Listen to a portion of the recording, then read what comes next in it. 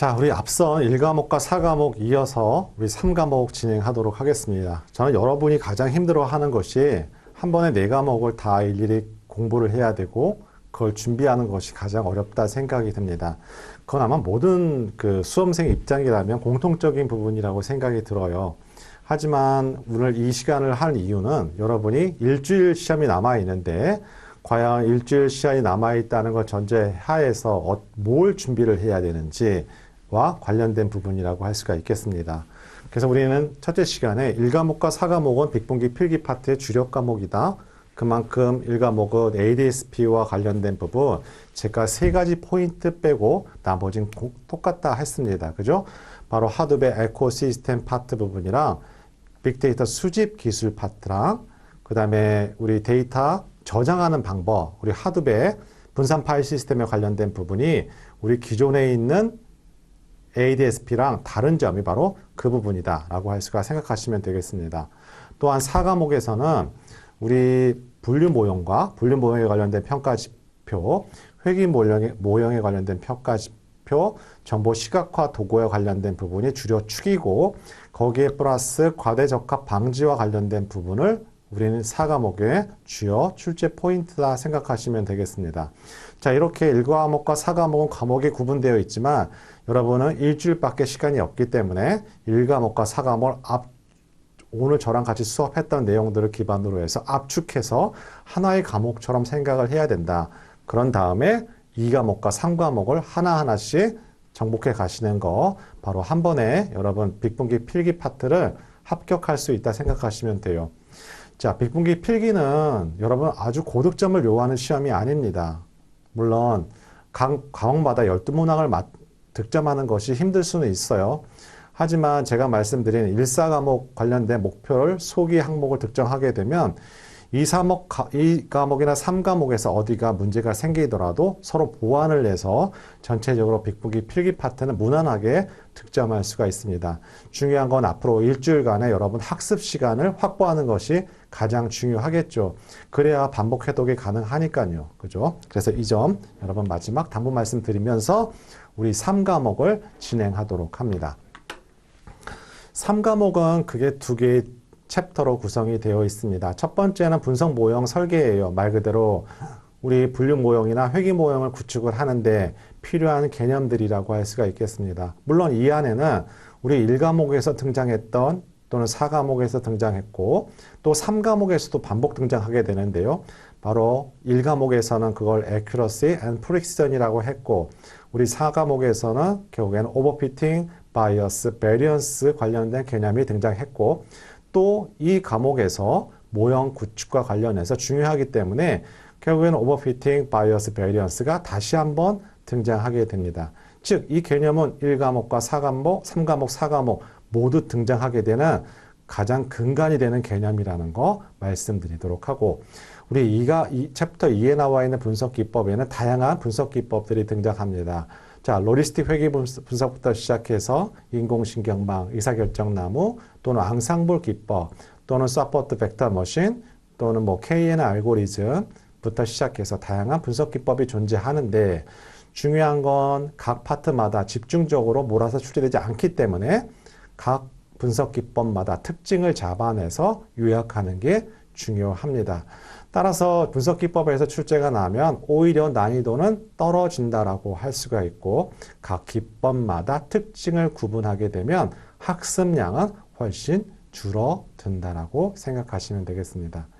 그걸 또 뭐 실기 파트랑 연계해서 말씀을 드리면 여기 나와 있는 분석 기법이 해당되는 알고리즘이 분류 모형에만 쓰이는 것도 있고 분류랑 회귀 모형에 다 쓰이는 기법도 있습니다. 예를 들자면 로리스틱 회귀 분석이라는 것은 분류 모형에만 이용이 되는 분석 기법이죠. 또는 다른 것들은 또 분류랑 회귀 다 이용이 됩니다. 우리 빅분기 실기 파트에서 작업형 제2 유형이 있는데 이 유형이 실기 파트에서 합격의 중요한 앵커키를 갖고 있습니다. 한 문항에 40점을 맞고 있기 때문에 배정을 받고 있기 때문에 바로 이 파트와 연관되어 있는 것이 분석 기법 파트라 생각하시면 되고 그때 가서 실제 해당되는 분류나 회귀 알고리즘을 적용해서 활용하시면 됩니다. 자, 우리 필기만 합격을 하시면 실기 파트는 생각보다 학습량이 많지가 않습니다. 실 러닝타임으로 따지고 보면 제가 보기에는 3시간 내외면 실기 과정에 거의가 종료가 돼요. 나머지는 어떤 그 과정들이 필요하냐면 아무래도 이론 파트야 제가 학습하면 되지만 여러분이 실기 파트는 어떤 부분이 있냐면 내가 그동안에 코딩을 뭐 파이썬을 하든 R로 하든 어떤 코딩이 되어 있다면 상관이 없지만 내가 노베이스 상태라고 한다면 정답을 찾아가는 여러분 지금 각자 그동안에 축적이 됐던 나의 일반적인 뇌의 사고방식이 있을 테고 코딩을 통해서 답을 찾아가는 사고방식이 별도로 있어요. 이런 코딩을 찾아가는 사고방식이 약간 필요합니다. 그래야지 좀 더 확 늘어요. 자, 이렇게 여러분 생각하시면 됩니다. 자, 여러분 우리 비록 한 3시간에 모든 4과목을 다 정리해서 한다 치지만 그래도 제가 오프라인 강의를 통해서 강의했던 내용들이 많았기 때문에 여러분한테 꼭 학습해야 할 출제 키워드는 다 전달한다라고 생각하시면 되겠고 이 전달 내용 여러분 올바르게 학습하시면 제가 단언컨대 여러분 빅분기 필기 합격할 수 있다는 말씀도 드리도록 합니다. 자, 우리 3과목 진행하도록 할게요. 우리 보시면 분석 모형이 데이터 마이닝, 머신러닝 부분이 있고 바로 머신러닝이 크게 알고리즘을 4가지로 구분한다라고 했죠. 바로 여기가 주력 과목입니다. 자, 우리 시험 문제에서는요. 지도 학습은 한번 나왔고 비지도와 강화와 준지도 학습이 반드시 나올 겁니다. 물론 그것이 사례를 통해서 나올 수도 있고 단순하게 용어를 설명해주고 답을 구할 수도 있지만 제가 보기에는 이번에는 정말 지금 오픈 AI가 지금 유행하는 이 시대에 강화나 준지도가 나올 가능성이 상당히 농후하다라고 생각하시면 되겠습니다. 따라서 여기 나와 있는 3과목은 지도학습과 준지도학습까지 포함해서 1과목에 나와도 이상할 것이 없고 4과목에 나와도 이상할 것이 없어요. 하지만 주력 과목은 3과목에 배치되어 있다 생각하시면 되겠습니다. 자, 여기서 여러분이 기본적으로 지도학습과 비지도학습을 구분하죠. 그죠? 타겟 변수 존재 유무에 따라 구분하게 되는데요. 적어도 여러분 지도학습과 비지도학습 기법을 구분하는 문제는 득점하셔야 돼요. 그죠? 지도학습에 있는 내용 중에서 비지도학습을 넣는데 걔를 구분하지 못하면 위험해져요. 자, 이런 난이도 하 문제가 등장할 수가 있습니다. 이렇듯 빅분기 필기 파트는요. 난이도 높을 때는 하염없이 높게 내서 그 분야의 사람도 굉장히 헷갈리게 만드는 반면에 난이도가 너무 낮아서 이게 과연 기사 시험인지 일반적인 시험인지도 구분하지 못하는 문제가 등장할 수도 있습니다. 자, 우리 통계 분석 기반의 분석 모형은 다별량 분석 파트가 주력 과목이에요. 그때 가서 해당되는 출제 포인트 말씀드리도록 합니다. 그때 가서 말씀드리도록 할게요. 자, 여기 나와 있는 데이터 마이닝 기반의 분석 모형이 있습니다. 크게 분류 모형과 우리 회귀 모형, 군집으로 구분한다라고 할 수가 있겠습니다. 우리 시험 문제에서는 사례를 통해서 이거 분류인지 또는 회귀를 예측이라고 하죠. 또는 군집인지 관련된 문제가 출제됐습니다. 그럼 우리는 예상을 해보는 거죠. 만약에 3과목에서 해당되는 파트가 존재하면 시험 문제 출제 유형은 사례를 통해서 이게 분류인지 또는 회귀인지 또는 군집이 관련된 문제가 출제되는구나. 그렇게 대비하시면 돼요. 여기 보면 데이터 마이닝과 머신러닝 기반의 분석 모형이 있는데 여러분들 중에 궁금사항이 있을 겁니다. 아니 걔가 걔 같은데 뭐가 달라요? 우리 데이터 마이닝 안에 있는 의미랑 머신러닝의 의미는 다르죠. 자, 데이터 마이닝이라는 것은 데이터 속에 숨겨져 있는 패턴이나 규칙을 발견하는 거에 반면에 머신러닝이라는 건 뭐가 필요한가요? 학습 데이터가 필요해요. 학습 데이터를 통해서 우리는 모형을 구축하는 것이죠. 그래서 새로운 값이 들어왔을 때 분류나 회귀 또는 예측을 하는 것이 머신러닝 기반이라고 할 수가 있겠습니다. 따라서 머신러닝 기반의 알고리즘은 4가지로 구분하는데 제가 거듭 강조해서 말씀드리지만 4가지를 물어보는 사례를 통해서 물어볼 수도 있고 정의를 통해서 물어볼 수 있다는 점도 강조해서 말씀드리도록 합니다. 자, 다음은 분석 모형 정의라고 할 수가 있겠습니다. 자, 전체적으로 우리 2과목을 제외하고 1, 3, 4과목에서 근간을 이루는 개념이라 한다면 바로 여기에 나와 있는 하이퍼 파라미터, 과대 적합, 바이어스와 베리어스의 개념이라고 할 수가 있겠습니다.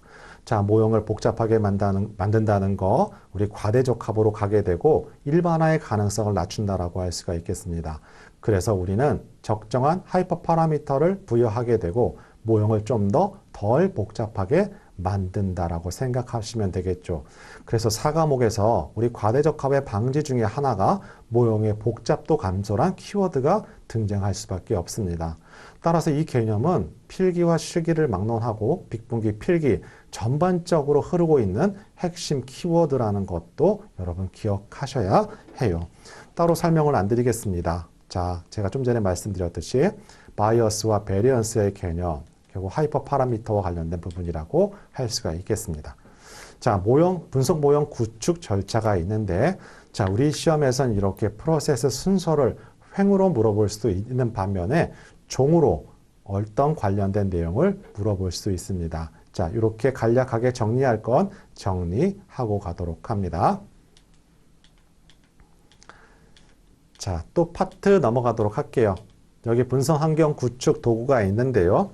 여러분 실기 과정에서 시험 응시할 때 특정 도구를 신청해서 하는 게 아니고 시험 당일날 가서 여러분 마우스로 체크하는 게 있어요. R과 파이썬 선택해서 신청하시면 됩니다. 시험 문제 필기 파트에서는 등장하지 않습니다. 자, 여기서 데이터 분할 4과목에 있는 교차 검증으로 대체하도록 합니다. 여기서는 물론 4과목에 나와 있는 교차 검증 파트가 카테고리가 더 훨씬 커요. 그 안에 있습니다. 하지만 3과목에서 등장하더라도 이상할 것이 없어요.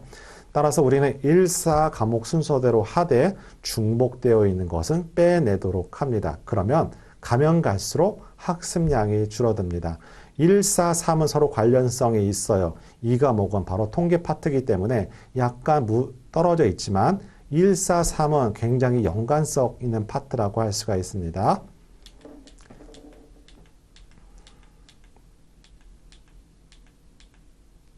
자, 분석 기법 한 파트별로 진행을 하도록 합니다. 자, 우리 회귀 분석 아까 할 때 중간에 말씀드린 사항도 있고 이건 회귀 분석에서 나옵니다 라고 했던 파트가 있어요. 그때 언급했던 게 정교성 검정 파트라고 할 수가 있겠습니다. 자, 여기서 다루도록 하고요. 6번에 나와 있는 전진 선택과 후진 제거 방법은요. 우리 2과목이 주력 파트예요. 2과목의 차원 축소 방법이 있거든요. 거기서 주력 과목 할 때 말씀드리도록 합니다. 자, 이렇게 여러분 메모할 때 어느 파트가 주력 과목이고 하게 되면 나중에 훨씬 더 여러분 학습량이 확 줄어듭니다. 학습량이 줄어들면 시간이 남는 게 아니라 어떻게 한다고요?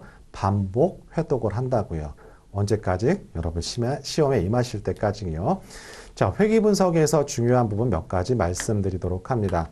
한 가지 팁이 있다면 여러분 메모를 해두세요. 우리 여러분 분석 도구가 R과 파이썬 둘 중에 하나 선택하실 수가 있습니다. 그런데 3과목의 출제 유형은요. 특정 패키지라고 한다면 R이랑 파이썬 분석 결과를 보여주고 해석하는 문제는요. 이 문제 때 한 번 다중회귀 분석이 R로 다 출제가 됐고 그 이후로는 출제가 되지 않는다는 겁니다. 타당성이 있죠. 어떤 사람은 파이썬으로만 공부한 사람이 있고 R만 있는데 분석 결과를 특정 패키지로 보여주게 되고 풀라고 하면 그거는 공정성의 의미가 공정성에서 문제가 있다고 생각이 들어요. 이런 말씀을 드리는 것은 여러분이 갖고 있는 책 중에서 혹시 그와 같은 내용이 있다면 패스하셔도 무방하다라고 생각하시면 되겠습니다. 첫 번째 키워드는 정답은 최소 제곱법이지만 얘는 바이어스에 초점이 맞춰져 있는 겁니다. 말 그대로 회귀 개수를 추정할 때 서로 관측치와 모회기선, 표본회기선의 차를 최소가 되도록 하는 방법이 바로 최소 제곱법 또는 최소 자승법이라고 하고 얘는 어디에 바이어스에 초점이 맞춰져 있는 추정 방법이다 정의하도록 합니다. 자, 회귀 모형이 쭉 있는데요. 회귀 모형에서 주요 출제 포인트는 맨 마지막에 있는 오차항이라고 할 수가 있겠습니다. 오차항이 키워드인데요. 이건 시계열 분석도 마찬가지예요. 거기는 오차항을 백색 잡음이라고 하는 것뿐이죠. 하지만 이 오차는 반드시 발생할 수밖에 없고 오차항을 중심으로 해서 회귀 분석은 풀도록 합니다. 자, 회귀 분석이라는 건 일반적인 가정 조건이 있는데 여기 해당되는 가정 조건이 있습니다. 2번서부터 5번이 바로 오차 또는 잔차와 관련된 개념이고 여러분에서 굳이 오차와 잔차를 구분하는 문제는 출제되지 않습니다. 오차는 모집단과 관련된 개념, 표본은 잔차와 관련된 개념이라고 할 수가 있고 바로 모회기성과 관측치의 차이를 오차라 하고 표본 회기성과 관측치의 차이를 잔차라고 하는 것뿐이죠. 하지만 우리 모집단을 알 수 없기 때문에 잔차를 통해서 오차항의 가정 조건만 검토할 수 있고 이거를 잔차 분석이라고 하는 겁니다. 이렇게 카테고리 구분합니다. 자, 회귀 분석에서 체크할 사항들이 있는데요. 자, 우리 시험 문제에서 가중치가 있습니다. 맨 마지막에 있는 것들은 좀 전에 말씀드렸듯이 회귀 분석의 가정 조건이라고 할 수가 있겠습니다. 자, 결정계수 또는 개별 회귀계수의 유의성 검정은 T값과 P밸류값 또는 회귀 모형이 유의한지 유의하지 않은 걸 판단하게 되는데요. 혹시나 이런 질문을 좀 받게 됩니다. 자, 단순 회귀 분석을 한다는 것, 독립변수의 수가 한 개라는 의미라고 할 수가 있고 이럴 때 통계 모형과 개별 회귀계수의 유의성은 값이 다 똑같습니다. 다중회귀 분석할 때가 문제가 되는 것이죠. 적어도 우리는 기사 시험이라 할 수가 있고 다중회귀 분석이 아마 출제가 될 가능성이 100%라 할 수가 있겠습니다. 그러면 회귀 모형이 유의하다는 건 뭐냐면 모든 독립변수가 기울기가 0이라는 걸 의미합니다. 이게 귀무가설이에요. 대립가설은 적어도 다중회귀 분석을 하니까 독립변수가 한 개라도 기울기가 0이 아니면 그것은 직선의 기울기가 만들어지게 되고 회귀 모형이 유의하다라고 하게 되는 것이죠. 따라서 일반적으로 우리는 p-value, 유의 확률 값이 유의 수준보다 작을 때를 우리는 통계적으로 유의하다라고 표현을 한다라고 할 수가 있겠습니다. 9번째는 잔차 분석과 관련된 부분이고 나올 가능성 있습니다. 나올 것 같아요. 자, 이렇게 선형성을 위배하는 경우에는 어떻게 한다? 제곱항을 추가합니다. 우리는 제곱 차수의 제곱항을 추가한 걸 우리는 올바른 용어로서 다항회귀라고 하게 되죠. 다중회귀는 독립변수의 수가 늘어나는 거고 다항회귀는 차수가 늘어나는 겁니다. 여러분 꼭 기억하시기 바랍니다. 등분사성 그림을 보여주고 특정 패키지의 결과를 보여주고 해석하는 문제는 나올 가능성이 굉장히 0%에 가깝지만 그림을 보여주고 해석하는 문제는 100% 나옵니다. 반대 경우라고 할 수가 있겠습니다. 그 다음에 등분산성 위배, 독립성을 확인할 수 있는 통계량, 그 다음에 정규성을 파악하는 것들 바로 우리 아까 4과목에서 등장했죠. 여기서 주력 과목이다 생각하시면 되겠습니다. 자, 다중공성성 중요하죠. 이게 정답입니다. 아주 중요해요. 회귀 분석할 때, 다중회귀 분석할 때 반드시 확인해야 되는 것이 다중공성성이고 개념의 정의 문제 어떤 함수로 확인해야 된다? 바로 VIF라는 분산 팽창 개수로 확인하게 되는데 그게 10보다 크냐 작으냐에 따라서 판단하게 됩니다. 자, 여러분 해결 방안까지도 꼭 확인 부탁드리도록 할게요. 자, 다음은 회귀 분석의 분산 분석표라고 할 수가 있겠습니다. 내가 회귀 분석 만들었는데 얼마만큼 정확한지를 확인하는 걸 적합성 평가라고 하게 되고 바로 여기 하단에 나와 있는 이 그림이 바로 결정계수에 관련된 설명이라고 할 수가 있겠죠. 자, 해당되는 결정계수 수식은 당연히 여러분 아실 테고요. 제가 이번 차시에 여러분 나올 출제 포인트를 한 말씀 드리도록 하겠습니다. 바로 여기 나와 있는 회귀 분석의 분산 분석표입니다. 얼마 전에 실시됐던 ADP 문제에서 이 박스표를 관련된 문제가 출제가 됐는데요. 자, 여러분 여기서 얻어지는 F값의 의미를 아는 것이 중요합니다. 그 F값이라는 건 뭐예요? 우리 간단하게 오차가 분모고 자, 회귀 변동이 분자 각각의 자유도에 나눠준 값이라고 할 수가 있겠습니다.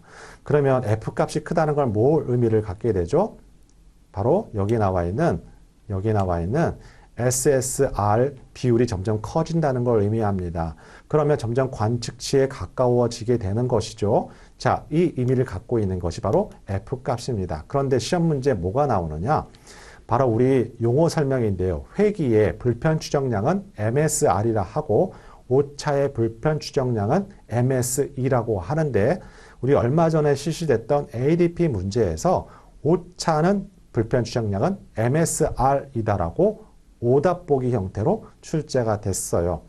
물론 이 해당되는 분산 분석변은 사회조사 분석사 문제에서도 계산 문제로 등장하게 되고 우리 일반적으로 빅분기 필기 파트나 ADP 시험 문제에서는 요 분산 분석표에 관련된 불편 추정량을 꾸준하게 물어본다는 게 특징점이라고 할 수가 있겠습니다. 자, 이 점 여러분 꼭 확인 부탁드리도록 하겠습니다. 자, 12번째 가변수, 더미 변수를 이용한 회귀 분석이라고 할 수가 있는데요. 자, 우리 독립 변수 수가 범주형인 경우 우리는 그 회귀 분석을 더미 변수라고 하죠. 당연히 독립 변수가 우리 범주형 변수라도 회귀 분석은 가능하다. 자, 이런 경우 실기에서는 이용이 가능하죠. 실기에서도 우리 아유가 파이썬에서도 특별히 인코딩 작업을 하게 됩니다. 물론 방법적인 차이는 있지만요. 자, 이렇게만 확인하도록 하고, 자, 여기 나와 있는 변수 선택 방법은 주력 과목이 어디라고요? 2과목이라고 할 수가 있겠습니다. 2과목에서 차원 축소 방법 중에 변수 선택과 변수 추출이 있는데 2과목의 변수 선택에서 오히려 출제 가능성이 높고 거기서 만약에 출제가 안 된다면 3과목에서 출제가 된다라고 생각하시면 되겠습니다. 따라서 주력 과목 할 때 제가 말씀드리도록 할게요. 자, 지금부터 우리 개별적인 분석 기법을 적용해 가도록 하겠습니다. 자, 여러분 진행 속도 약간 더디게 진행되고요. 왜냐하면 1과목 때 제가 너무 열심히 달려서 오버페이스를 해서 약간 좀 속도를 더뎌서 가도록 합니다. 끝까지 집중해 주시면 여러분 이번 주에 시험 보시게 되는 빅분기 필기 시험에 반드시 도움이 된다라고 할 수가 있고 이 일주일을 어떻게 알차게 보내는 방법에 관련된 부분도 계속 끊임없이 말씀드린다 할 수가 있겠습니다. 자, 로지스틱 회귀 분석의 출제 키워드는 일반 회귀 분석의 차이점이라고 할 수가 있겠습니다. 로지스틱 회귀 분석이라는 것은 종속 변수가 이진 데이터로 되어 있습니다. 0과 1로 되어 있죠. 우린 그걸 범주형 자료라고 하게 됩니다. 첫 번째 회귀 분석과 차이점이 중요합니다. 두 번째는 뭐가 있냐면 로지 변환이 있습니다. 자, 로지스틱 회귀 분석 모형을 우리는 곡선의 모형이라고 하게 되죠. 자, 그래서 그 결과값이 0.5보다 크면 1로 분류하게 되고 0.5보다 작으면 0으로 분류하게 됩니다. 어쨌든 곡선의 모양이기 때문에 우리 회귀계수 해석할 때 직관적 해석이 어렵습니다. 그래서 우리는 곡선을 직선으로 바꿔주는데 그 함수적 변환을 로지 변환이라고 하게 되는데 로지스틱 회귀 모형에서 양변에다 뭘 해주느냐? 로그와 오주 변환을 해줌으로 인해서 이와 같은 곡선을 직선으로 바꿀 수 있습니다. 물론 정답은 로지 변환이죠. 자, 세 번째는 시그모이드 함수입니다. 시그모이드는 곡선의 모형을 갖고 있고 여러분은 시그모이드 함수의 모형을 알고 있어야만 합니다. 그때 회귀 개수가 베타 1이 양수일 때는 S자 모양이라 하고 베타 1 회귀 개수가 음수일 땐 역 S자 모양이라고 하게 되죠. 이렇게 출제 포인트를 3개 갖고 있습니다. 또 하나 네 번째 출제 포인트라고 한다면 로지스틱 회귀 개수의 해석입니다. 말 그대로 로지 변환을 하게 되면 Y축, Y값은 뭐만 남나요? 오즈만 남게 되고 결국에는 X가 1 증가할 때 결국에는 뭐의 변화다? 오즈의 변화다라고 할 수가 있겠습니다. 이렇게 4개의 출제 포인트를 갖고 있습니다. 또 하나 우리 마지막 하나 박스를 하나 기억하셔야 되는데요. 바로 이 부분이라고 할 수가 있겠습니다. 자, 우리 시험 문제에서는요. 로지스틱 회귀 분석 설명하고 은근슬쩍 회귀 분석의 내용들을 집어넣어서 오답 고르는 형태만 출제가 됩니다. 자, 앞으로 우리 여러분 정리하실 때 제가 말씀드리는 것처럼 정리하도록 합니다. 이렇게 로지스틱 회귀 분석에는 어떤 패턴이 출제가 되는데 그 다음 과정에서도 이런 것들이 나오는데 형태로 해서 정리하는 게 중요하지. 자, 여러분이 이걸 모든 문장을 다 풀어서 조립해 가면서 하기에는 여러분 회독에 문제가 있습니다. 회독을 떨어뜨리게 되면 전체적인 과목 간의 밸런스가 깨지게 되고요. 갑자기 어느 과목에서 특히 2과목과 3과목에 리스크를 확 주게 되면 문제가 생기게 됩니다. 그래서 이런 형태로 여러분 회독을 하셔야지 여러분 각 문항마다 20문항이 있잖아요. 그래도 20문항 중에서 8문항 이상은 즉 과락을 면할 수 있는 포인트는 정해져 있습니다. 그래서 이 포인트를 확보하는 게 중요하고 특히 1, 4과목이 이런 포인트가 많기 때문에 주력 포인트라 생각하시면 되겠습니다. 자, 우리 두 번째 의사결정 나무, 딕시전 트리입니다. 자, 의사결정 나무 포인트가 여러 가지가 있습니다. 자, 의사결정 나무의 분리 기준의 가장 중요한 키워드는 기준이고, 이거는 순수도란 개념입니다. 순수도, 바로 특정 범주에 속하는 비율을 분리가 되게 하는 걸 순수도라고 하죠. 하지만 순수도를 측정하는 지표가 우리는 없어요. 뭐만 있나요? 불순도를 측정하는 지표만 있어요. 따라서 이 불순도 측정 지표를 감소하도록 우리는 의사결정 나무를 분기한다라고 할 수가 있겠습니다. 따라서 순수도라는 개념에 관련된 부분, 이런 것들이죠. 자, 의사결정 나무는 오답 보기로 이렇게 출제가 되는 겁니다. 자, 의사결정 나무는 가지 분할을 하게 되는데 우리 불순도가 증가하는 형태로 가지 분할을 하게 된다. 대표적인 오답 보기입니다. 자, 이렇게 표현을 하는 것이죠. 순수도가 증가하거나 또는 불순도가 감소하는 방향으로 가지 분할을 한다. 올바른 보기 표현입니다. 자, 두 번째는 가지치기와 정지규칙이 있습니다. 결국에는 우리 근간을 이루는 개념이 뭔가요? 모형의 복잡도입니다. 모형이 복잡해지면 과대적합에 빠지게 되고 일반화 가능성이 떨어진다고 하게 되죠. 그래서 우리는 모형의 복잡도를 줄여가야만 합니다. 왜? 4과목에서 과대적합 방지 중에서 모형의 복잡도를 감소시킨다고 있었죠. 그래서 필요한 개념이 뭐다? 가지치기와 정지규칙을 물어볼 수가 있습니다. 자, 세 번째는 불순도 측정 지표가 있어요. 물론 여러 가지 불순도 측정 지표가 있지만 우리 시험에서는 타켓 변수가 이산형을 우리는 분류나무라 하고 연속형을 회귀나무라고 하게 되는 것이죠. 각각 사용하는 불순도 측정 지표가 서로 다릅니다. 이렇게 기억하도록 합니다. 자, 네 번째는 이와 같은 의사결정 나무의 알고리즘들이 있습니다. 어떤 것들이 있나요? KD도 있고 카트도 있습니다. 근데 엄밀히 따지면 제가 화면을 보여드리도록 하죠. 제가 가능하다면 출제 포인트만 가지고 말씀을 드리려고 하는데 한번 이 부분을 말씀드리려고 합니다. 제가 보기엔 이 부분이 출제될 가능성이 있어 보여요. 첫 번째 이산형에 관련된 알고리즘이 등장하고 연속형일 때 알고리즘이 등장하죠. 그때 카트가 우리 이산형일 땐 진입값을 이용하고 연속형일 땐 분산감소령을 이용해요. 자, 이게 또 출제 포인트가 될 수 있고 제가 준비한 출제 포인트는 뭐냐면 KD는 어떤 알고리즘을 갖고 있냐면 2개로 쪼개는 게 아니라 3개, 4개로 쪼개는 알고리즘을 갖고 있습니다. 얘는 그래서 다지분할을 한다고 하죠. 이런 특징점을 알고 있는 게 중요하고 얘는 순수도가 떨어지게 되면 딱 멈춰버립니다. 따라서 풀트리를 만들고 가지를 치는 게 아니라 얘는 정지를 해버려요. 자, 이런 특징을 갖고 있는 게 KD입니다. 그 다음에 카트는요, 얘는 일단 모형을 다 만들어요. 풀트리를 만들게 되죠. 그런 다음에 가지치기를 하는 방법이 카트입니다. 얘는 이진 분리를 하게 되는 것이죠. 자, 이런 형태가 요즘 만들어지는 빅분기 필기 파트의 내용이라고 할 수가 있겠습니다. 자, 이렇게 물어보면 난이도는 상당히 올라갔다라고 할 수가 있겠습니다. 또한 의사결정 나무의 장단점이 있습니다. 장점 중에 비모수적 모형이라는 게 키워드입니다. 비모수적 모형, 여러분이 꼭 기억해야 할 키워드고 바로 상호작용 및 비선형을 고려해서 분석이 가능하다라고 할 수가 있겠습니다. 각 분석 기법마다 장단점을 구분하는 거 중요해요. 문제 내기 편하거든요. 출제하는 사람이. 의사결정 나무에서 바로 이 두 개가 출제 키워드라고 생각하시면 되겠습니다. 자, 여러분이 약간 집중력이 떨어질 때고요. 우리 여러분 중간에 제 오디오 상황이나 화면 상황 확인해 보도록 합니다. 자, 여러분 잘 들리시고 여러분 집중하고 계시면 채팅창에 1번 올려주시면 중간중간 여러분 반응 확인하고 진행하도록 하겠습니다. 네. 자, 1번 올려주시면 감사합니다. 여기 여러분 이제 그림으로 보여지네요. 여기서는요. 그죠? 네, 감사합니다. 자, 인공신경망은 회귀분석만큼 여러분이 알아야 될 키워드가 상당히 많이 있습니다. 인공신경망에서 학습한다는 건 결국에는 뭐예요? W, 가중치를 학습하는 것과 같습니다. 따라서 가중치가 출제 포인트라 할 수가 있겠습니다. 자, 두 번째는 활성함수, 바로 해당되는 비선형 데이터를 만드는 거 봐서 활성함수의 역할이라고 할 수가 있고 우리 시험 문제에선 4가지 활성함수의 종류와 특징을 알고 있어야만 합니다.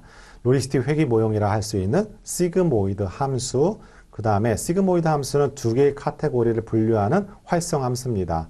그 다음에 두 개 이상, 세 개 이상 다범주 분류를 하게 되는 걸 소프트 맥스 함수라고 하고요. 이 시그모이드 함수는 기울기 소실 문제가 발생할 수 있는 문제점이 있는 활성 함수라고 해서 우리는 렐로 함수와 리키 함수 네 가지 정도는 알고 가야만 합니다. 세 번째, 역전파 알고리즘, 인공신경망에만 있는 알고리즘입니다. 말 그대로 출력층에서 다시 W로 업데이트하기 위해서 입력층으로 W를 업데이트하는 알고리즘, 역전파 알고리즘이 있죠. 4번 경사광법은 제가 아까 4과목에서 말씀드렸습니다. 바로 거기가 주력 포인트입니다. 다섯 번째, 기울기 소실 문제라는 것은 물론 보기에서 기울기 소실 문제가 있겠죠. 우린 단답형이 없으니까요. 그죠? 기울기 소실 문제라는 것은 은행 레이어가 여러 개 있다 보니까 W 값이 1보다 작아지는 걸 계속 곱하게 되면 W가 0이 돼요. 그러면 W가 0이라는 것은 학습을 못한다는 걸 의미를 하게 되고 그럼 우리는 기울기 소실 문제라고 할 수가 있겠죠. 6번 마찬가지로 인공신경망의 장단점을 확인해 보도록 합니다. 단점 중에 뭐가 있었냐 하면 우리 결과 해석이 어렵다는 단점이 있었어요. 왜? W가 계속 업데이트 되기 때문에 실제 분석해 보면 이 간선이 상당히 많이 만들어지고 이 간선을 일일이 다 수학적으로 해석하기가 사실상 불가능하다라고 할 수가 있겠습니다. 또 하나 인공신경망의 단점 중에 우리 데이터를 정교화하지 않으면 지역해에 빠진다고 해요.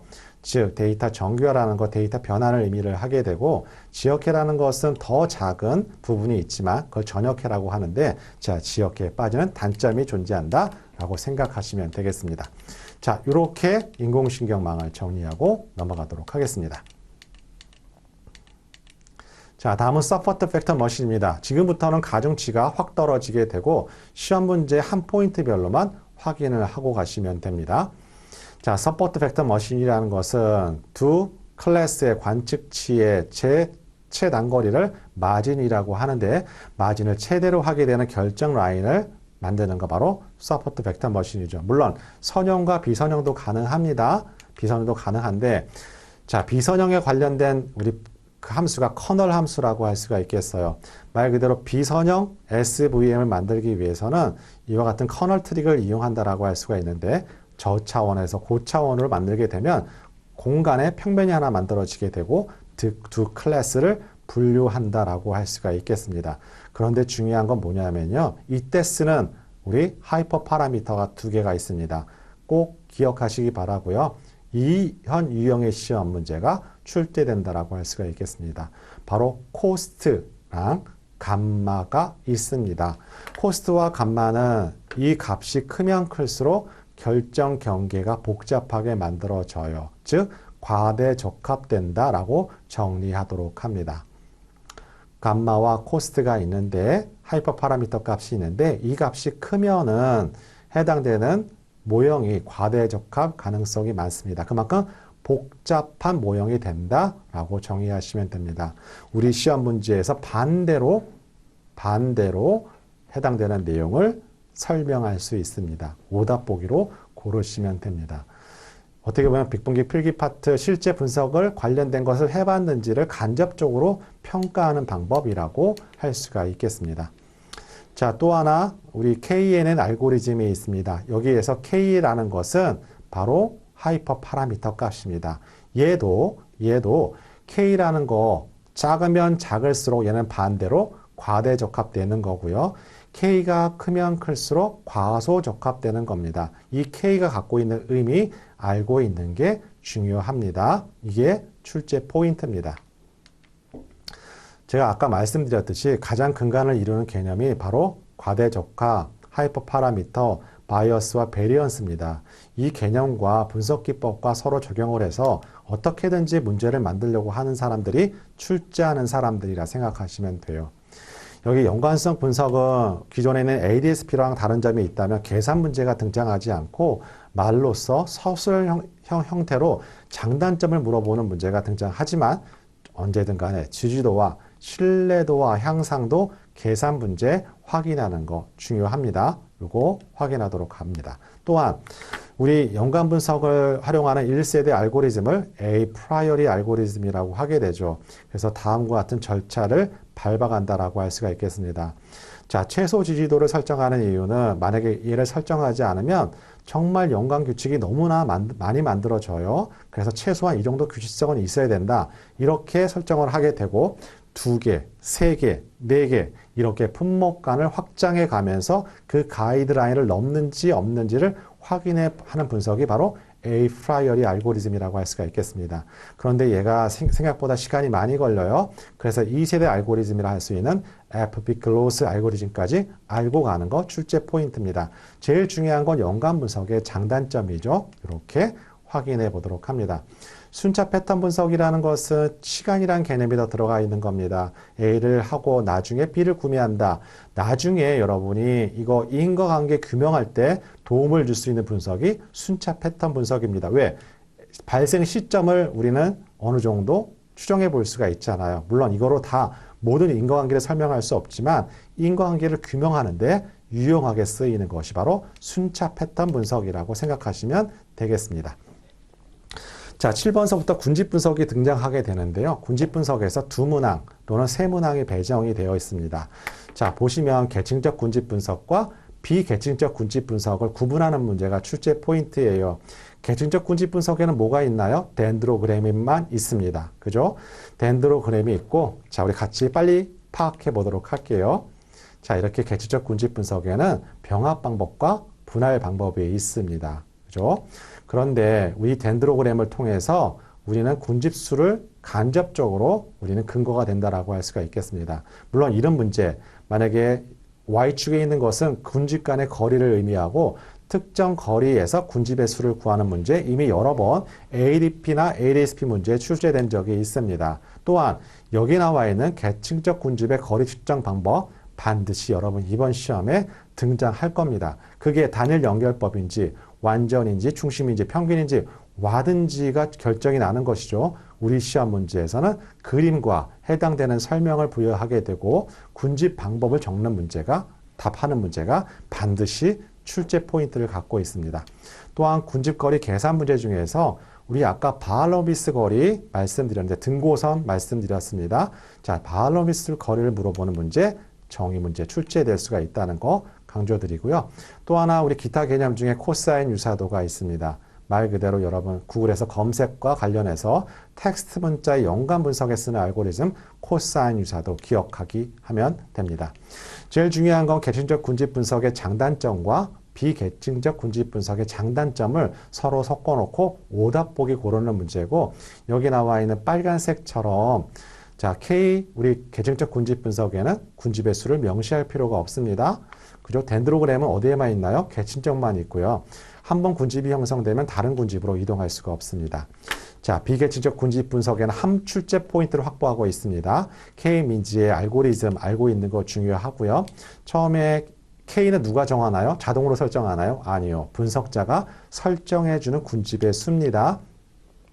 그런데 이 프로세스 순서를 물어보게 되고요. 제일 중요한 건 세 번째예요. 그러면 K는 어떻게 뭘 기반을 통해서 군집의 수를 결정을 해야 되는 걸까? 여기에 보시면 세 가지 방법이 있습니다. 물론 계층적 군집 분석에서 덴드로그램을 이용할 수도 있고 K-민지에서 엘보 기법을 이용할 수가 있습니다. 또한 세 번째 신뢰 개수를 이용해서라도 K를 결정할 수가 있어요. 자, 이와 같은 방법 여러분 꼭 다른 시험과 차별성 있는 파트라고 할 수가 있겠습니다. 물론 K-민지의 장단점과 계층적 군집의 장단점을 물어보는 문제는 너무 정형화된 출제 패턴이라고 할 수가 있겠습니다. 자, 타당성 지표로서는 신뢰 개수만 우리 확인해 보도록 합니다. 다른 건 출제되지 않는다라고 할 수가 있습니다. 자, 세 번째 혼합 분포 군집에서는 EM 알고리즘이 중요하죠. K-민지 프로세스와 동일합니다. 자, 혼합 분포 군집, 모형 기반의 군집에서 쓰는 알고리즘, EM 알고리즘 그 이상은 출제되지 않습니다. 한 가지 더 난이도를 올리게 되면 E스텝 단계와 M스텝 단계를 물어볼 수 있습니다. 자, E스텝 단계는 각각의 개별 관측치의 확률을 구하는 과정이라 할 수가 있고 M스텝 단계라고 한다면 이 확률을 이용해서 각 군집의 모수, 평균과 분산을 추정해 보는 방법이 M스텝 단계라고 특징만 확인만 하고 넘어가도록 합니다. 자, SOM이라는 것은 우리 시험 문제에서 인공신경망이라는 단어가 반드시 등장하게 되고 또 하나 차원 축소와 군집하라는 단어가 등장하게 된다라고 할 수가 있겠습니다. 또한 우리 인공신경망과 앞에서 했던 것과 SOM, 자기조직화 지도를 비교해서 오답곡에 고르는 문제가 출제 패턴을 갖고 있습니다. 물론 여러분이 학습 시간이 보장이 된다면 더 지금 제가 드리는 말씀보다 훨씬 더 깊이 있는 학문을 하도 되겠지만 제가 보기엔 제가 드리는 부분만 여러분 포인트 잡고 해당되는 거 반복 돌리고 해당되는 관련된 문제 정도 풀면 크게 지장이 없다는 점 다시 한번 말씀드리도록 합니다. SOM 구조가 이렇게 생겨 있죠. 자, 이거 이렇게 이론적으로 말씀드리니까 여러분이 이해를 못 하시는 부분이 있어서 제가 오프라인 강의할 땐 이렇게 설명드립니다. 서해 안에는 72종의 철새가 있다고 합니다. 여기 나와 있는 72종의 철새가 입력 벡터라고 할 수가 있겠습니다. 걔를 SOM, 자기조직화 지도를 하게 되면, 실제 하게 되면 위에 있는 우리 2차원의 그리드 위에 4개의 클러스터로 차원 축소와 군집화를 이루게 된다라고 할 수가 있겠죠. 따라서 72종의 철새를 4개의 클러스터로 구분하고 4개의 클러스터에 대해서 관리 방안 또는 어떤 실태와 관련된 부분을 관리하게 되는 경우가 바로 SOM의 사례라 할 수가 있겠습니다. 자, 여기서 인공신경망과 다른 점은 비주도 학습이라는 것과 다 입력 벡터와 2차원의 격자 그리드는 완전 풀 커넥티드 연결되어 있다는 거 출제 포인트고요. 자, 이렇게 확인하도록 합니다. 자, 이 부분 뭐 장단점이 있는데요. 장단점까지는 출제되기는 힘들고 우리 시험 문제에서는 ANN, 인공신경망과 비교합니다. 자, 밀도 기반 군집, 우리 대표적인 알고리즘만 기억하도록 합니다. DB 스캔에 있습니다. 얘의 특징은 임의의 형태의 군집을 찾는다 할 수가 있겠습니다. 우리 K민지는요, 보통 원형의 군집 분석할 때 용이하고 밀도 기반 군집은 임의의 형태, 볼록한 형태가 아니고 임의의 형태의 군집을 할 때 사용되는 알고리즘 DB 스캔이라고 생각하시면 되겠습니다. 자, 우리 범주형 자료 분석입니다. 여기는 한 포인트가 있습니다. 각각 포인트별도 있습니다. 여러분 여기 범주형 자료 분석 파트는 우리 빅분기 실기 파트의 제 3유형이라고 할 수 있는 자, 바로 가설 검정 파트의 타켓이고 우리 저번에 처음 실설됐던 3유형에서 바로 이 파트에서 출제가 됐습니다. 실기 파트에서요. 따라서 실기에서 오히려 주력 포인트라고 할 수가 있고 우리는 다음과 같은 포인트만 확인하도록 합니다. 자, 범주형이라는 건 뭐예요? 혈액형, 다 이거 다 범주형 자료고요. 남녀별 또는 혈액형별 이 두 개의 범주형 자료를 크로스로 만들면 교차표가 만들어집니다. 그러면 두 해당되는 행과 열, 변수의 관련성을 파악해 보는 것이 범주형 자료 분석이라고 하게 되죠. 그런데 하는 방식은 똑같고 우리 시험 문제에서는 나올 포인트는 다음과 같다라고 할 수가 있겠습니다. 자, 우리 확인해 보도록 합니다. 범주형 자료 분석은 세 가지로 구분할 수가 있어요. 독립성 검정, 동질성 검정, 적합성 검정으로 구분되는데 우리 필기의 출제 포인트는 뭐냐면 우리는 범주형 자료 분석을 카이제곱 통계량을 이용하는데 카이제곱 통계량과 관련된 부분이 출제 포인트입니다. 귀무가설 기각 채택은요, 실기 파트의 출제 포인트고 우리는 카이제곱 통계량이 어떻게 나왔는지만 알고 있으면 돼요. 자, 독립성 검정, 자, 의미를 전달해 드리도록 합니다. 얘는요, 행의 변수, 열의 변수와 관련이 있느냐, 없느냐와 관련된 부분입니다.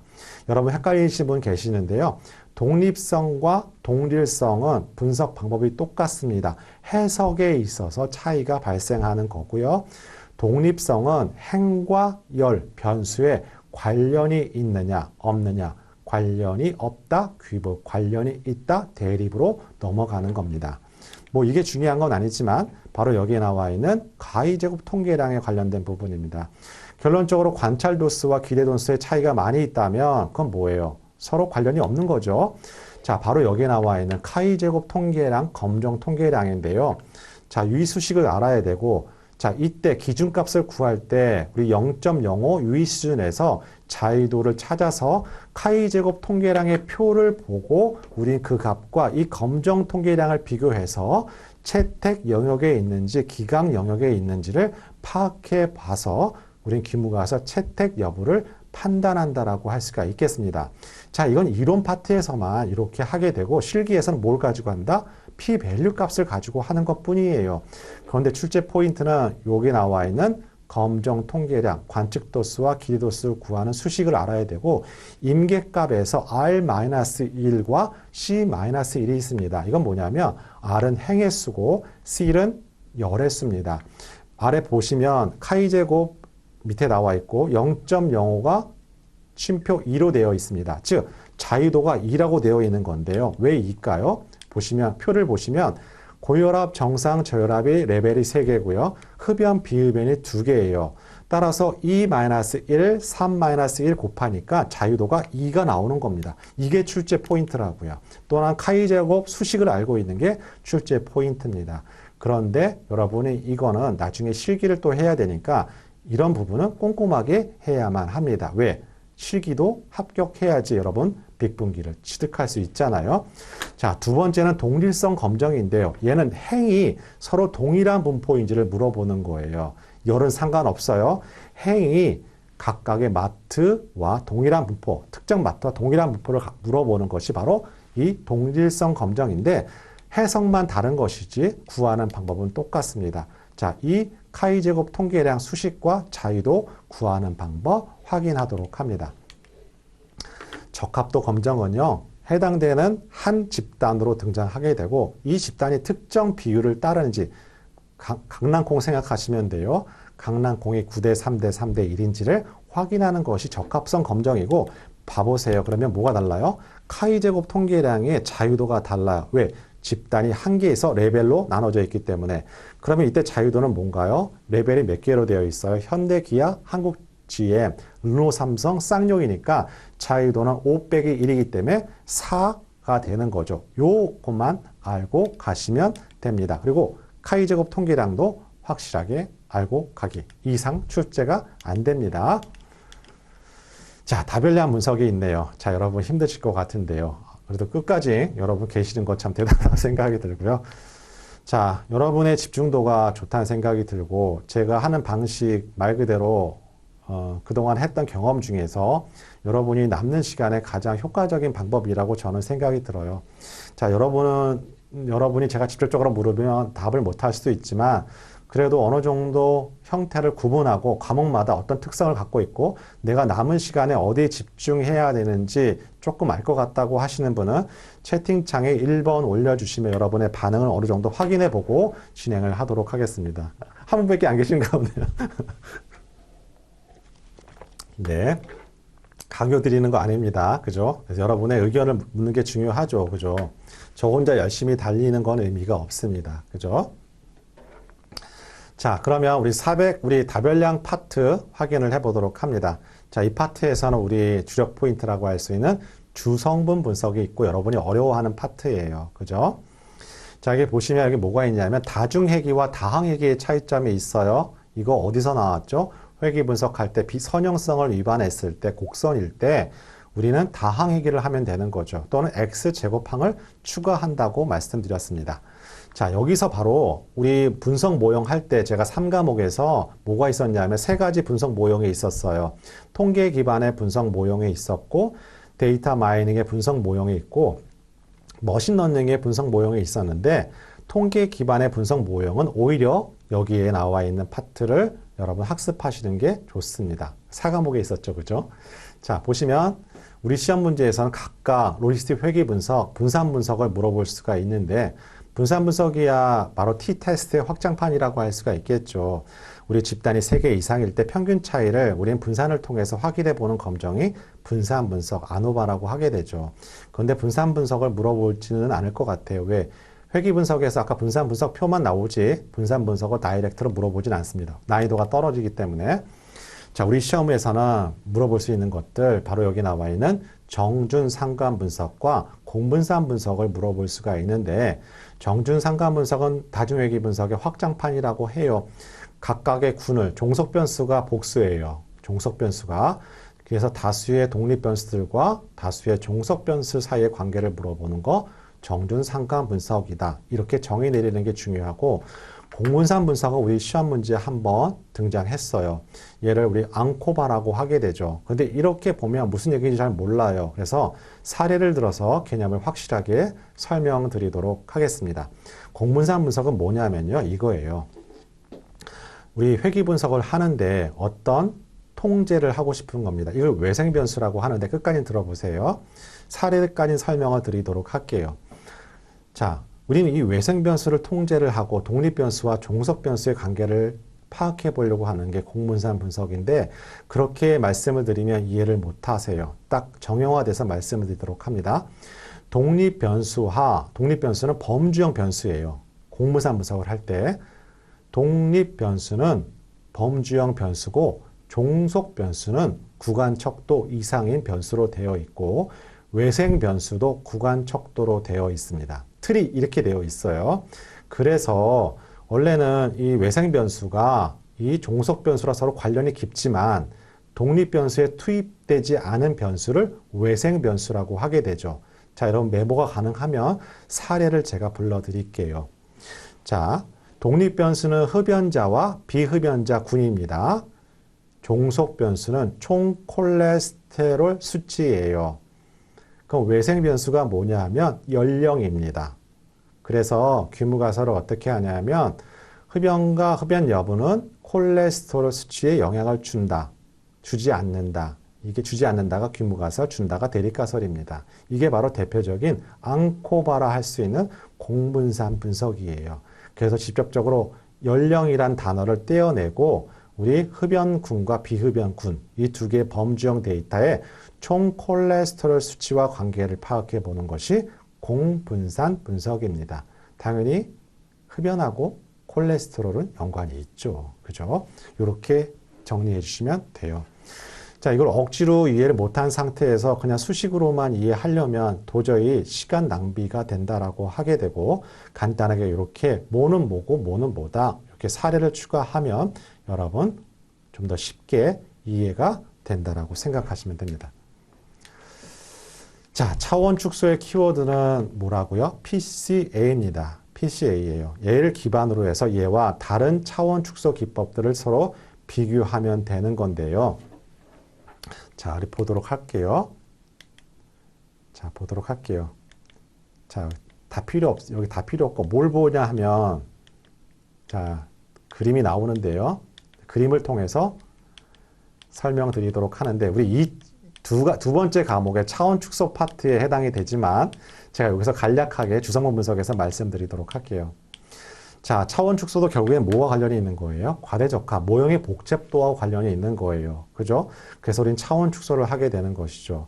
그럼 주성분 분석이라는 건 어떻게 우리 데이터 축소 방향에서, 시각화 방향에서 차원 축소를 하는 건데 변수가 4개 있으면 주성분도 4개가 만들어져요. 제가 이 과목 할 때 다시 말씀드리겠지만 결국에는 이 4가지 데이터, 변수에 갖고 있는 상관성을 기반으로 해서 우리는 주성분 4개를 만든다고 할 수가 있겠습니다. 자, 첫 번째 주성분은 가장 데이터의 분산이 큰 것이 1주성분이 되고 그 1주성분과 직교되는 두 번째 분산이 큰 것이 바로 제2주성분이 되는 원리라고 할 수가 있겠죠. 우리 주성분 분석은 이 과목의 주력 과목이고요. 우리 오늘 이거 다 끝나고 나서 1시간 있다가 이 과목 할 때 주성분 분석과 우리 요인 분석의 차이, 주성분 분석과 특이가 분해의 차이, 주성분 분석과 선형 분석, 선형 판별 분석의 차이, 요게 이 과목의 주력 포인트입니다. 그때 다시 한번 주력 포인트 할 때 표로서 되어 있기 때문에 설명드리도록 할게요. 자, 여기서 뭐 고일것과 고일별로 아는 거 큰 지장 없고 그때 가서 설명드리도록 하겠습니다. 자, 물론 여기 해당되는 파트에서 이 과목 문제 말씀드린 사항들이 3과목에 등장할 수 있지만 제가 이 과목에서 말씀드린 내용만 충분하게 이해하시면 문제 푸는데 전혀 지장이 없어요. 자, 시계열 분석 넘어가도록 할게요. 시계열 분석에서는 약간 우리 시험 문제만의 특징을 좀 갖고 있는데요. 첫 번째 시계열 데이터라는 건 뭐예요? 정상성을 만족할 때 우리 올바르게 미래를 예측할 수가 있어요. 이 세 가지 조건이라고 할 수가 있겠습니다. 정상성을 물어보는 문제, 출제 가능성 상당히 높아요. 자, 우리 이와 같은 정상성을 만족하지 못하는 대부분의 시계열 데이터가 비정상 시계열이라고 하게 되고 다음과 같은 차분이나 계절 차분 또는 로그 변환을 통해서 평균이 일정하지 않을 때, 계절성을 갖고 있을 때 또는 분산이 일정하지 않을 때 우리는 변환시켜서 시계열 모형화할 수가 있는 겁니다. 자, 우리 시험 문제 출제 포인트는 다음과 같은데요. 바로 이겁니다. 자, 시계열 분석 방법 중에서 이동평균과 지수평활법을 물어봐요. 기존에 나왔던 문제에서 크게 벗어나지 않고 자, 여기 나와 있는 이동평균은 어떤 거에서 어떤 걸 제거하고 물어보느냐 또는 지수평활법은 어떤 거에 더 가중치를 두느냐라고 관련된 문제가 출제된다라고 할 수가 있겠습니다. 간략하게 포인트만 확인하고 가도록 합니다. 자, 또한 시계열 모형은 크게 AR 모형과 MA 모형으로 구분하게 되는데 여기 수식을 이해하는 게 중요합니다. 보시면 ZT라는 건 현재 시점을 의미하게 되고요. 각각 시점차 별로 선형 결합을 한 것이 AR 모형이라고 할 수가 있겠습니다. 그런데 맨 끝에 뭐가 있어요? 백색 잡음이 있죠. 이게 시험 문제 출제 포인트고 바로 오차함과 같다라고 할 수가 있겠습니다. 회귀 분석에서. 자, 그런데 그러니까 최근 문제, 6회 문제에서 어떤 문제가 출제됐냐면 여기 빨간색으로 되어 있는 자기 회귀 모형 중에 자기 상관함수와 부분 자기 상관함수가 출제됐다라고 할 수가 있겠습니다. 자기 상관함수가 물어봤어요. 자, 자기 상관함수 잠깐 설명드리고 부분 자기 상관함수도 약간 설명드리도록 합니다. 제가 보기엔 부분 자기 상관함수가 출제가 될 것 같아요. 자, 읽어보면서 아, 용어 내용에 충실하려고 문제가 출제가 되고 있구나라는 것도 느끼게 되는데요. 자, 먼저 자기 상관함수를 설명드리도록 합니다. 자, 시계열 데이터는요, 결국에는 과거와 현재, 미래가 서로 밀접하게 관련이 있다라고 가정한다라고 할 수가 있겠습니다. 이런 관계를 자기 상관이 있다라고 할 수가 있겠죠. 즉, 시차별로 서로 상관이 있다라고 할 수가 있겠어요. 그런데 우리 이 과목 할 때 말씀드리겠지만, 이 과목 할 때 공분상과 상관계수를 그때 말씀을 드릴 거예요. 즉, 시계열 쪽 측면에서는 이런 서로 자기 상관에 있을 때를 시차가 들어가서 표현하게 되면, 수식으로 표현하게 되면 공분산이랑 같은 수식이 만들어집니다. 그럼 여기서 말하는 자기 상관함수는 결국에는 공분산 수식이랑 서로 똑같아요. 정답은 공분산이었었고 자기 상관함수와 관련된 문제를 설명해 가면서 이 관계를 물어보는 문제가 출제됐습니다. 그러면 부부 자기 상관함수도 출제될 수 있잖아요. 자, 부분 자기 상관함수라는 건 뭐냐면 또 편 자기 상관함수라고 하는데 자, 특정 시점 사이에 있는 시간의 효과를 제외하고 중간에 있는 시간의 효과를 제외하고 특정 시점과 시차가 떨어져 있는 둘 간의 관계를 물어보는 게 부분 자기 상관함수라고 할 수가 있는데 이렇게 시간의 효과를 빼면 남는 건 뭐만 남냐면 잔차만 남아요. 결국에는 부분 자기 상관함수에서는 잔차들 간의 상관계수를 물어보는 거라고 할 수가 있겠습니다. 따라서 잔차 진단할 때 부분 자기 상관함수로서 잔차 진단을 할 수 있어요. 따라서 이거는 예상 출제 포인트다 생각하시면 돼요. 부분 자기 상관함수는 잔차들의 상관계수를 파악해 볼 수 있다라고만 기억하시기면 바랍니다. 물론 주력 포인트는 AR에 관련된 수식이에요. 그 다음에 여기 나와 있는 우리 모형을 식별할 때 각각 ACF와 PACF를 보게 되는데 우리 AR 모형은 부분 자기 상관함수의 절단점이라고 하게 되는데요. 그 절단점이 그 아래로 들어가는 시차를 보고 식별을 하게 됩니다. 그 정도만 이해하세요. 그 다음에 이동평균 모형은 어떻다고요? 수식을 보게 되면 백색 잡음의 선형 결합 형태로 되어 있는 게 MA 모형이다 라고 정의하도록 합니다. 또한 반대예요. 모형 식별하는 방법이 여기는 자기 상관함수를 통해서 모형을 식별한다 정의하도록 합니다. 그런데 우리 시험에서는요, 요 백색 잡음이 출제될 수 있어요. 얘는 정상 시계열이에요. 뭐라 했죠? 정상 시계열이라고 했습니다. 그 다음에 조건이 있어요. 우리 5차항의 회귀 분석에서 5차항의 조건 마냥 얘도 조건이 이렇게 세 가지 있고 우리 얼마 전에 시험 봤던 ADS-B 문제에서 객관형 문제로 출제가 됐고 ADP 문제에서는 벌써 여러 번 출제된 적이 있습니다. 자, 백색 잡음 반드시 나옵니다. 자, 여기 세 번째는 아리마 모형이 있는데요. 아리마 모형은 PDQ로 모형 식별을 하게 되고 D는 차분의 횟수입니다. 그것만 기억하기. D는 차분의 횟수다. 다섯 번째 분해 시계열이라는 것은 시계열에서 영향을 주는 요인을 분리해서 분석하는 방법 분해 시계열이라 하게 되고 네 가지 요인이 있습니다. 네 가지 요인을 물어보는 문제 출제될 수가 있습니다. 출제됐죠. 얘를 그림으로 출제가 됐죠. 그래서 불규칙 요인과 순환 요인, 계절 요인, 그림을 보고 구분하는 문제가 출제되었다고 할 수가 있겠습니다. 바로 여기에 나와 있는 그림으로요. 그죠?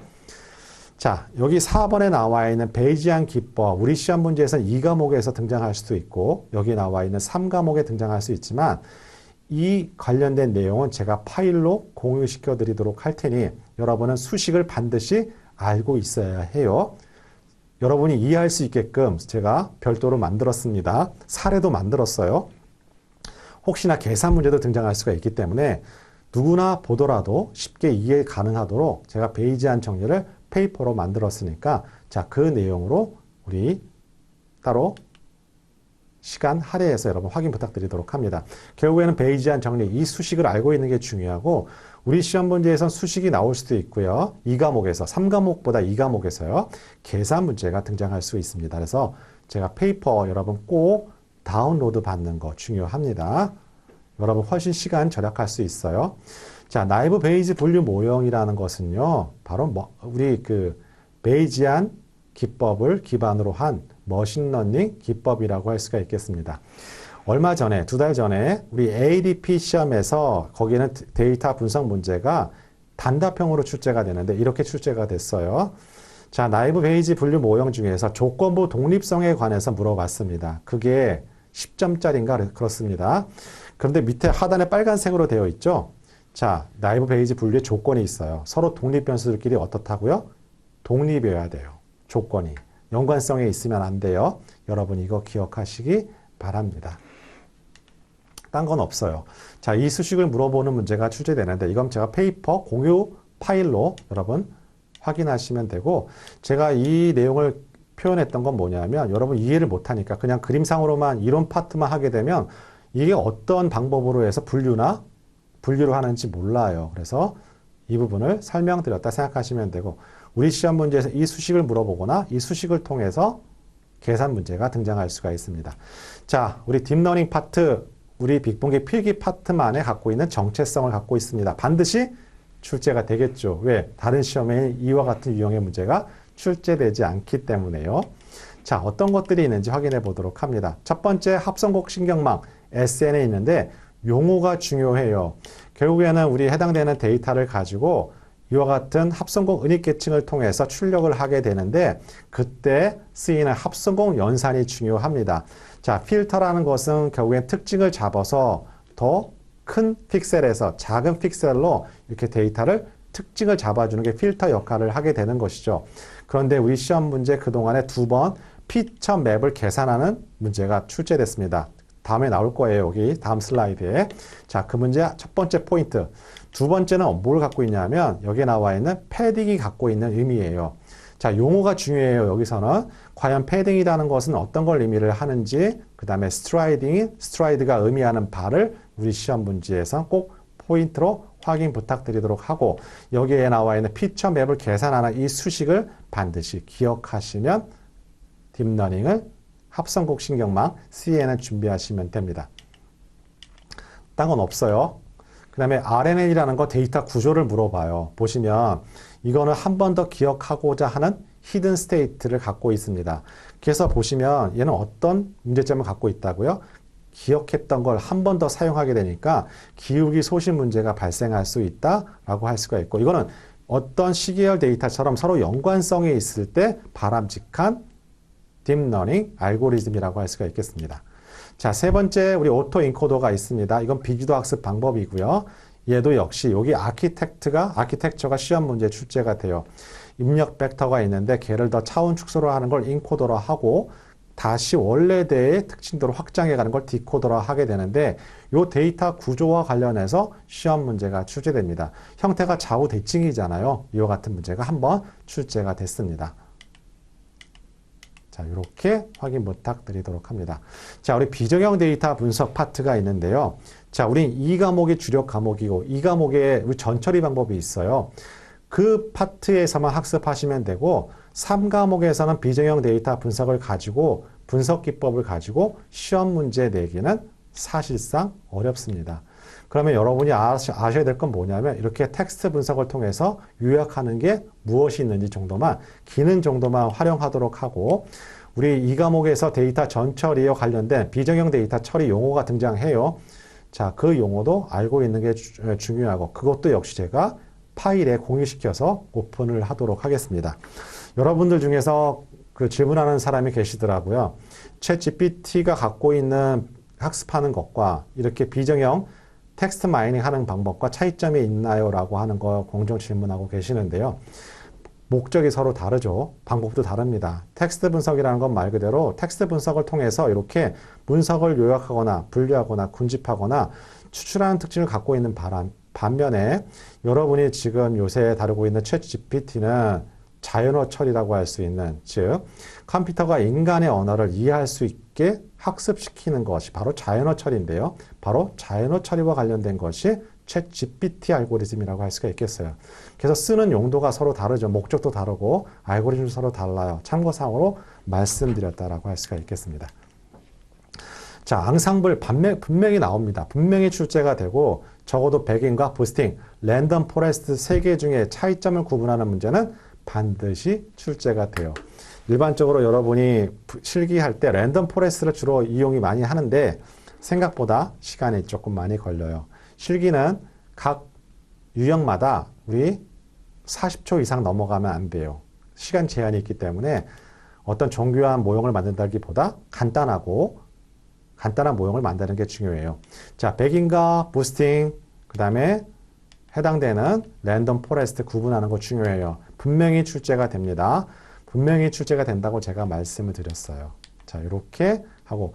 자, 비모스 통계가 있는데요. 비모스에 관련된 부분 중에서 포인트는 뭐냐면 모수업 검정은 이건데 모수업 검정에 대응되는 비모스 검정은 무엇이냐 물어보는 거. 예를 들자면 이런 거죠. 자, 우리 짝지은 대응 집단의 비교 검정을 뭐라 그래요? 모수업 검정에서는 대응 비교 t-테스트라고 해요. 걔에 맞대응하는 비모스 검정이 뭐가 있다고요? 부호 검정, 윌콕슨의 부호 순위 검정 이렇게 확인하면 돼요. 그 다음에 세 번째도 우리 모수업 검정에서는 얘를 독립해본 t-테스트라고 해요. 하지만 비모스에서는요, 얘 이름을 윌콕슨의 순위학 검정, 그 다음에 KS 검정이라고 하는 것뿐만 서로 모수업 검정에 대응하는 비모수적 검정 이렇게 연결만 하시면 됩니다. 자, 이렇게 정리하면 우리 3과목이 종료된다라고 할 수가 있겠죠. 자, 이렇게 1, 4, 3순으로 가게 되고 우리 시간이 많지 않기 때문에 10분만 쉬었다가 바로 오늘의 마지막 과목, 2과목 진행하도록 할게요. 자, 10분 쉬었다 바로 진행합니다.